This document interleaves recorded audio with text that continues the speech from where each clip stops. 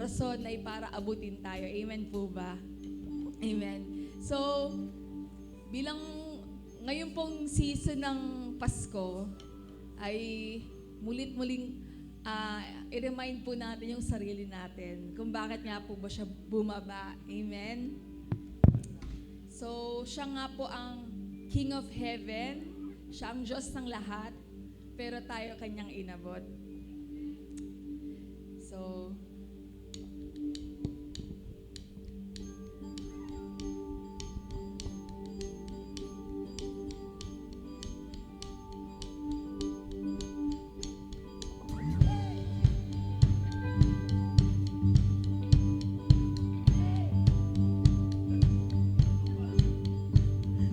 hey! Hey!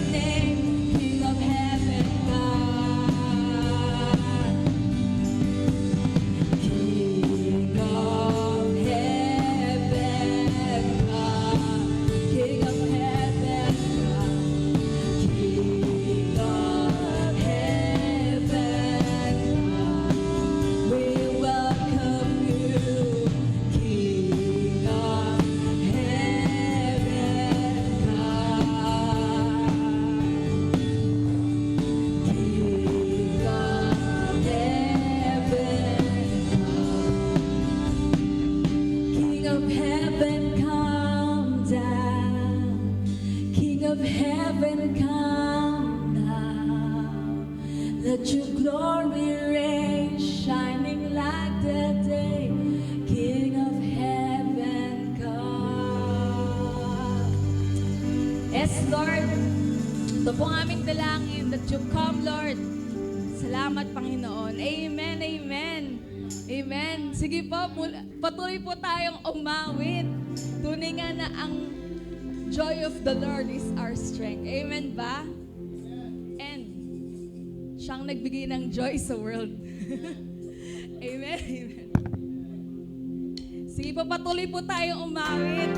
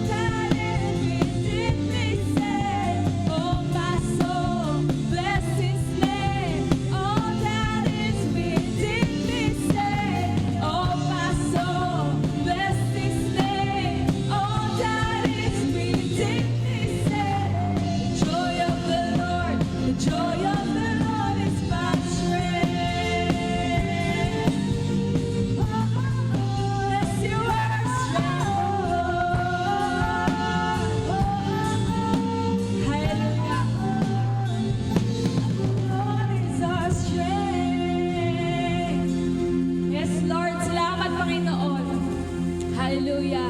Salamat, Panginoon. Tunay na napakabuti mo aming Diyos. Amen, amen. Salamat, Panginoon. Ikaw ngayong maghari. Ikaw nga ang magmuna, maitaas, maluwalhati, Panginoon. Tunay ngayon sa iyong papuri, pagsamba. Ang luwalhati ay tanging sa iyo lamang, Panginoon. Salamat, Panginoon. Napakabuti mo. Hallelujah.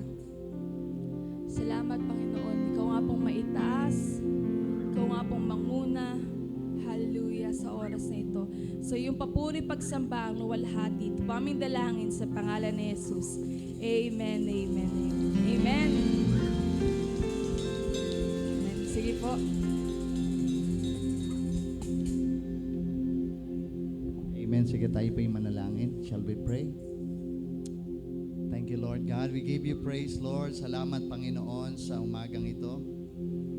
Ikaw ang Diyos na naparito sa pamagitan ng aming Panginoong Jesus.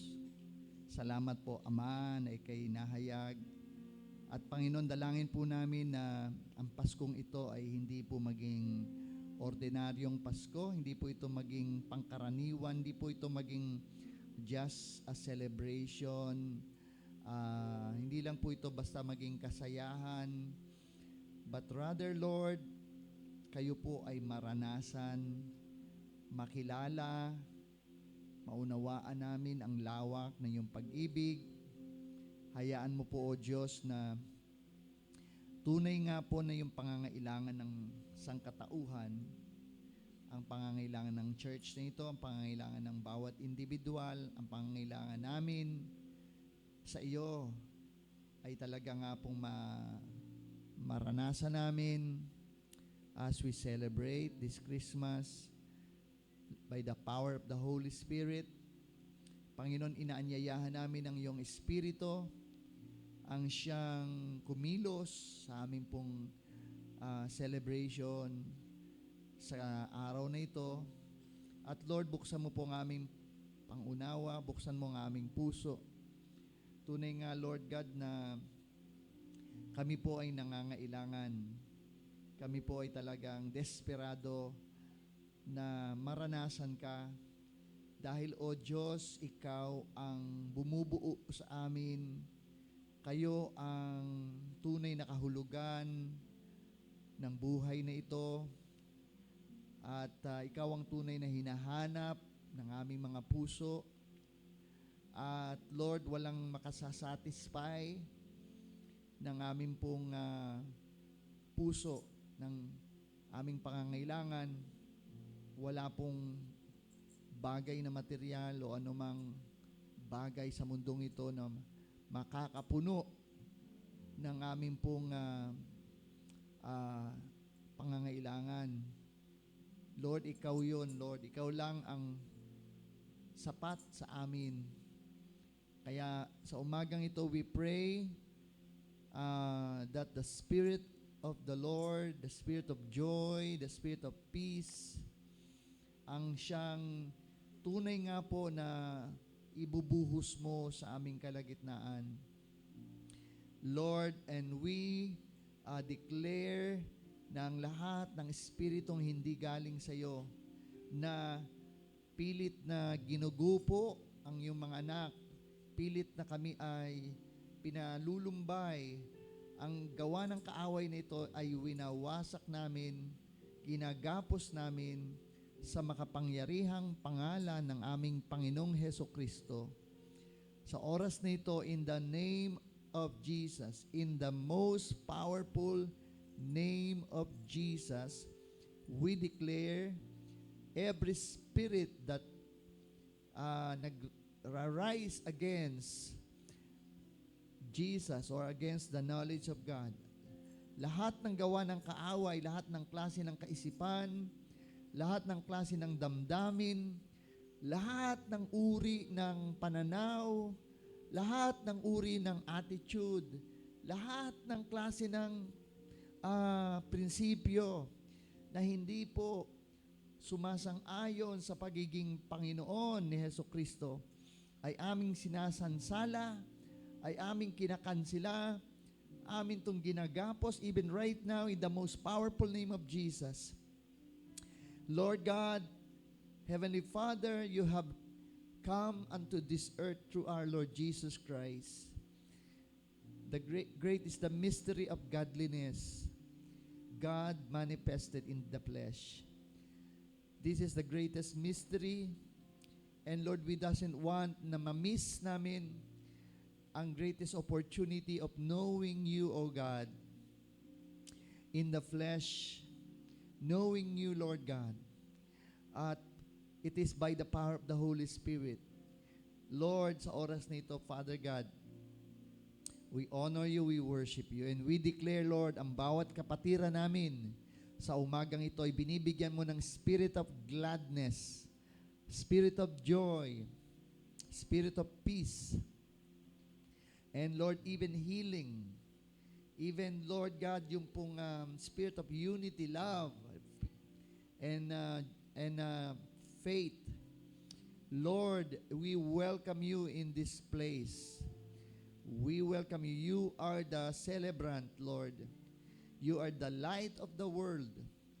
And Lord, right now, even right now, we open, Lord God, our heart, and we agree, Lord God, that there is an open heaven right now. And we welcome you, of Heavenly Father. We welcome you, Holy Spirit. Manifest in our midst, Lord. And Lord, we declare that there is no other name that will be exalted in this place. No other name shall be lifted up in this place other than the name of your Son, Jesus Christ. So, Heavenly Father, we declare, Lord God, that you have already answered our prayer. You have already granted our desire, our prayer, our desperate need, Lord, for your presence. So, Heavenly Father, continue, Lord, to shower us even right now with your presence. Thank you so much. Lord, we receive your blessing.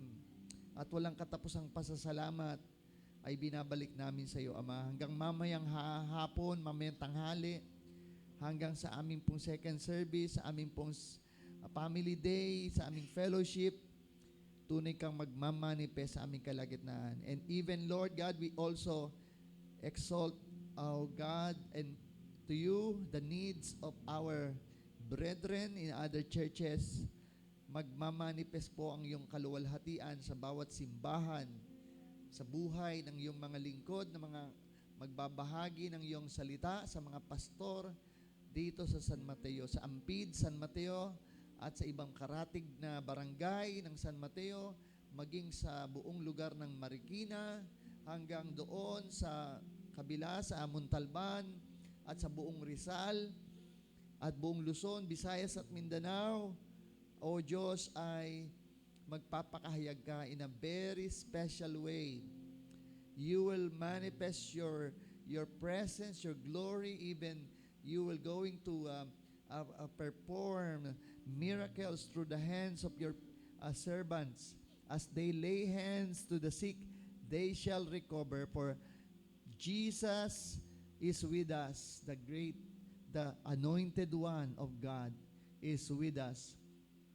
So, Heavenly Father, Lord God, let every church experience revival, renewal, at mapokus kami sa the greatest name of all name, our Lord Jesus Christ. Panginoon, maraming salamat po. Inangkin namin ang the joy of the Lord is our strength. Lord, maraming salamat po. We give you all the praise and all the glory belongs to you. In Jesus' name, amen, amen.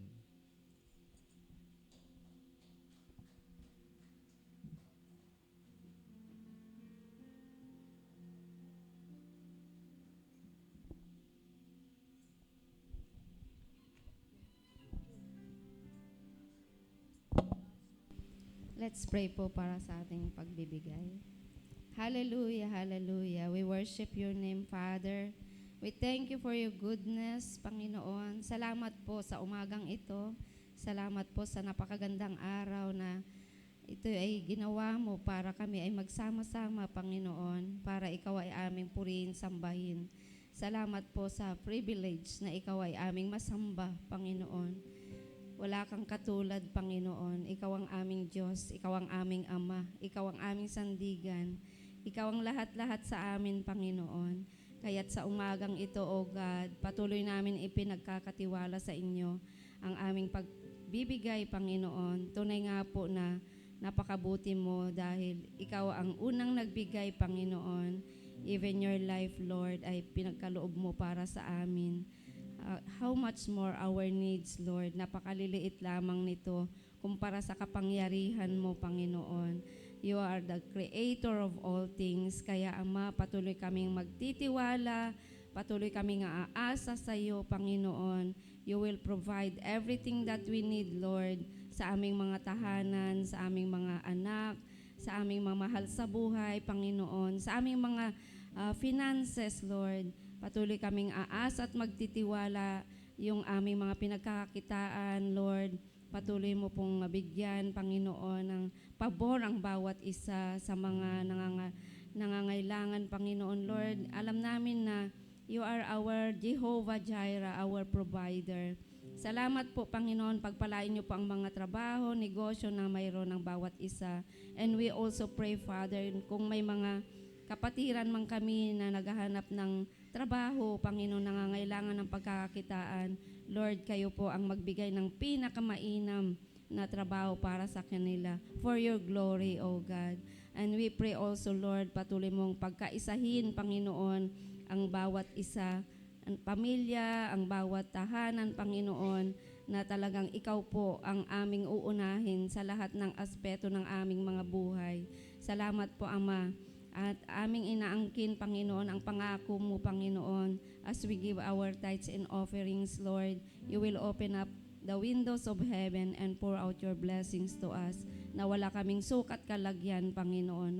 Lord, we believe, O God, and we declare, Panginoon, that we are blessed, we are highly favored, we are the head and not the tail. We declare that we are rich, Lord, because you are our Abba Father, and we are your children. We declare the best is yet to come, Panginoon, sa buhay ng mga anak mo, Panginoon, bilang mga Kristiyano, bilang mga Pilipino, Panginoon. We declare the best is yet to come, Panginoon, and we are blessed in and out of our houses.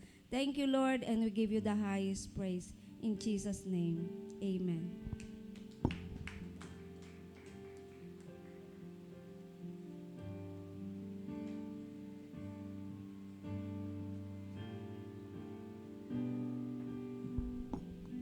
Merry Christmas. Batiin niyo po yung inyong katabi. Sabi ng iba, Merry Christmas. Yan, mamaya po ay ang ating family day. Kaya kailangan mga nakaregister ay yung mga pangalan. Mamaya may mga gifts pa pong i-add dyan. Sino dito nangangailangan ng bagong rice cooker? Yan. Iyan ko lang kayo ng mga sample ng laman. Sino nangangailangan ng electric stand pan? Iyan. At yung mga nanay, yung baka gusto nyo nang palitan yung mga utensils nyo, meron po dyan nakasupot, bundle into 4. Hindi na pinag-iwa-hiwala para masayang-masaya yung kusina. Bundle into 4 pieces po siya.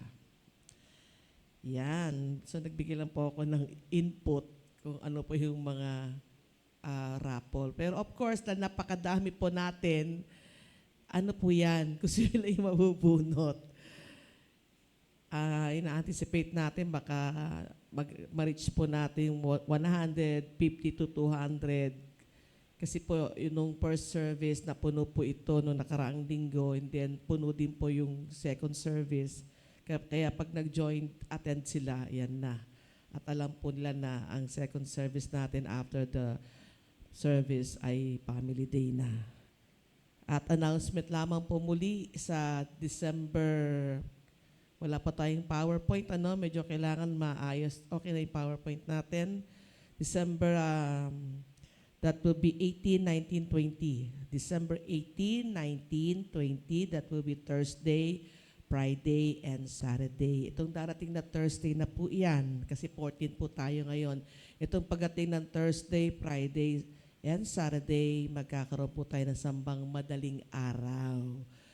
Kaya sambang madaling araw, kasi pang madaling araw talaga, alas 4:30 po ng umaga hanggang alas 6:30 lamang po. So, from 4:30 a.m. up to 6:30 a.m., itong darating na Huwebes, Biyernes at Sabado, that will be 18, 19, 20. May gawain po tayo dito for 3 days na sambang madaling araw. Again, from 4:30 ng umaga hanggang 6:30 ng umaga.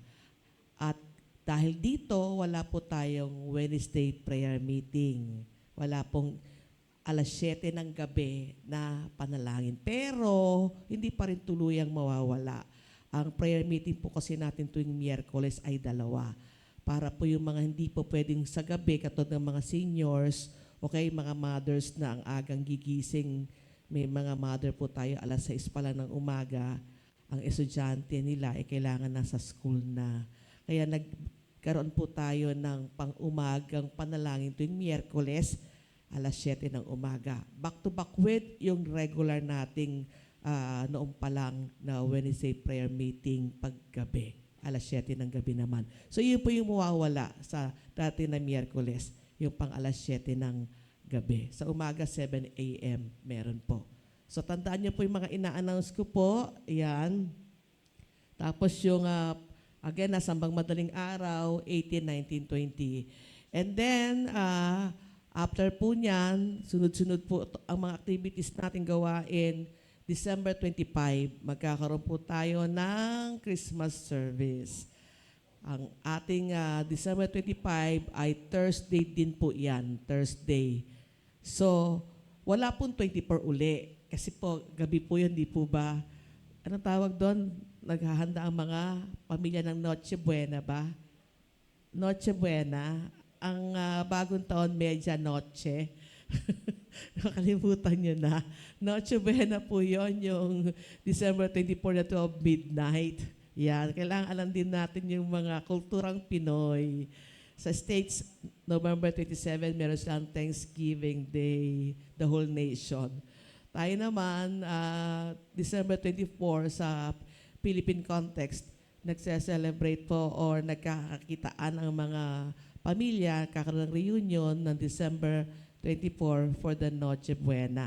Wednesday po yan, kaya wala po muna tayong Wednesday night na prayer meeting. Ang meron po ay yung tinatawag na December 25 Christmas service, mag-start po ng 8 ng umaga hanggang alas 10 lamang. Kaya nga we encourage na dalhin nyo yung inyong mga bata dahil kahit paano, anong malay nyo, mapamaskuhan sila ng mga pupunta rito. Kaya yung mga gusto-gusto namang mamasko, ano sabi? 20 pesos lang, pwede na yan. Pero yung Noche Buenang 500, bahala na kayo kung saan makakarating yon. Siguro kung mag-asawa lang kayo po, pwede yun, ano? Pero tight na tight pa rin yun. Yung tipong kayo na lang ang kakain kasi di na kayo pwede mag-invite pag dalawa lang kayo sa buhay. So yun po, ulitin ko, December 25 Christmas service po yan. Thursday ng umaga, alas 8 ng umaga hanggang alas 10. Ito pong mga ina-announce ko from time to time ay sinesend po natin sa CTF chat. Kaya mainam na kayo po yung naka-add sa pinaka-general GC ng ating church. And then, yan, lumalakad na tayo hanggang pausad ng pausad. Mag-goodbye na tayo, 2025. Ang last service po natin, that will be December 28. Ano pong meron? Glory in the highest. Ito pong Glory in the highest natin,